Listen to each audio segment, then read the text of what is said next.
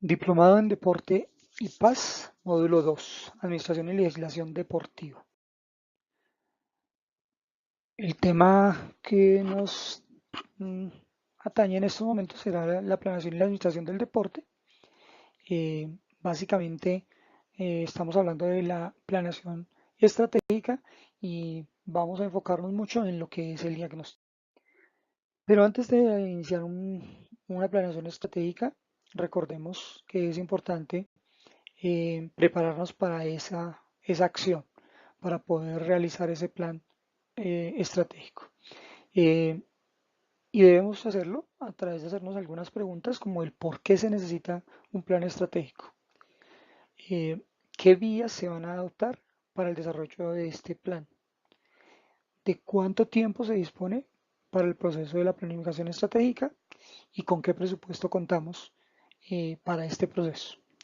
Estas son preguntas que debemos hacernos al comienzo, son muy importantes para que no abordemos o no abandonemos esa planeación estratégica, porque seguramente si no tenemos claro esto, más adelante vamos a terminar eh, no continuando con el trabajo que estamos desarrollando. Como lo hemos dicho, pues la planeación estratégica tiene un ciclo. Dentro de eso, pues ya lo hemos dicho, la preparación del plan. Eh, Pero una de las fases o de las etapas más importantes de la planeación estratégica, por supuesto que es el diagnóstico. Y de esto nos vamos a encargar en estos momentos. Y es hablar del diagnóstico en sus tres componentes, en el marco legal, los stakeholders y la matriz FODA. El marco legal, entonces, es toda aquella norma, aquella ley que rodea nuestra organización o nuestro objeto sobre el cual trabajamos y que permite que tengamos una base legal. Para ello, entonces, pues la Constitución para las entidades deportivas, pues la Ley 181 de 1995, pues para aquí, para Colombia, y el Plan Decenal del Deporte 2009-2019. Hoy hay un documento que ha colocado el gobierno nacional a través del cual podemos ver los retos que tiene, podemos hacer algunas propuestas como ciudadanos y esto lo encontramos en la página que ha dispuesto para esto el gobierno nacional. Ahí hay unos elementos interesantes que nos pueden servir como institución. Los stakeholders, entonces, pues básicamente se hacen muy importantes en el diagnóstico porque son las personas, son los grupos o las organizaciones eh, que pueden influir en lo que estamos haciendo o lo que pensamos hacer a futuro. Eh, los stakeholders son las personas, como lo he dicho, o las organizaciones que pueden afectar o que son afectadas con nuestras actividades. Y para ello, pues, los hemos dividido en dos, en los internos y en los externos. Los internos como los empleados, los directivos, los propietarios, los externos, pues todos estos que tienen que ver con nuestro día a día, los proveedores, la misma sociedad, el gobierno, los acreedores, los accionistas, los clientes.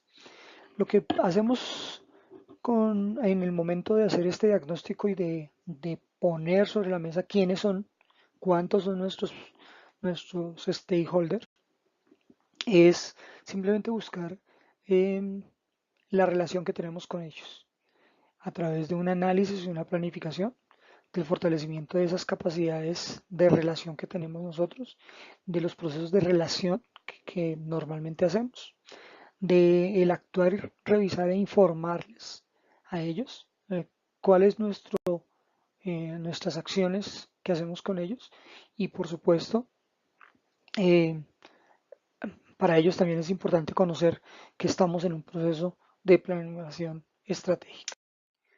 Aquí hay un ejemplo de una federación deportiva con sus stakeholders que también mm, podemos decir que los internos son el microentorno y los externos podrían ser el macroentorno. Sin embargo, hay algunos eh, que pueden estar asociados de manera diferente. Entonces, unos socios institucionales que tiene esta organización pueden ser las federaciones deportivas internacionales, los comités olímpicos, para el caso nuestro, el Ministerio del Deporte o Coldeportes, la comunidad, pues son ellos los principales stakeholders que tenemos dentro de la organización, porque ahí está todo lo que son deportistas, entrenadores, los médicos, dirigentes, la liga, los clubes, etcétera. Los competidores, nuestros competidores, son importantes, ellos también hacen parte de nuestros stakeholders. Las otras federaciones, las organizaciones privadas que hacen seguramente algunas de las funciones que nosotros les estamos haciendo. Y por supuesto todo lo que está allí pues, alrededor nuestro, como son los medios de comunicación, los grupos de interés, esos círculos económicos, nuestros sponsors, nuestros patrocinadores que son importantes en el momento de presentarles propuestas. Allí es importante que ellos conozcan que estamos en todo este proceso.